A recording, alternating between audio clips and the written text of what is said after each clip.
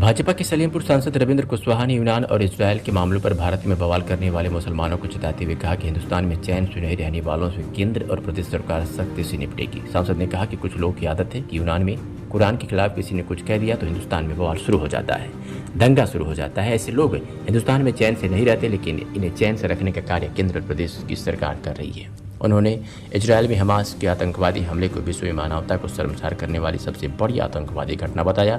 Bilsa road में press वार्ता के दौरान पत्रकारों के बीच सांसद ने कहा कि आतंकवादी के साथ विश्व के अंदर किसी भी तरह की सहानुभूति नहीं होनी चाहिए, इसलिए भारत सरकार ने इजरायल का समर्थन किया है। देखिए, भारत की नीति है और खास करके हमारे माननीय प्रधानमंत्री जी का कि विश्व के अंदर कहीं भी किसी भी तरह का आतंकवाद हो उसका हम विरोध करते हैं। और जिस तरह से इजरायल के अंदर घुस करके हमास ने आतंकवादी घटनाएं की, वहां महिलाओं और बच्चों को बर्बर तरीके से मारने का काम किया और जिस तरह से नंगे औरतों को नंगे घुमाने का काम किया, इसको देख करके हम समझते हैं विश्व की मानवता भी शर्म से नहा उठेगी।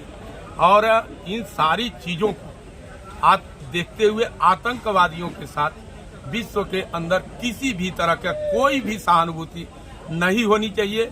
और इसी नीति पर काम करते हुए मोदी जी की सरकार ने इजराइल सरकार का समर्थन किया है, क्योंकि हमास ने पहली शुरुआत किया है और हमास के ऊपर इजराइल अपने आत्मरक्षा के लिए पूरी ताकत के साथ वो आक्रमण कर रहा है, झूठा है।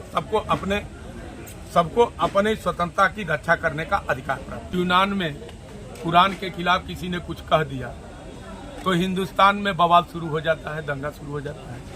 तो कुछ लोगों की आदत है कि यहाँ हिंदुस्तान के अंदर भी चैन से नहीं रहना है, लेकिन चैन से रखने का काम मोदी जी और योगी जी की सरकार भरपूर तरीके से कर रही है।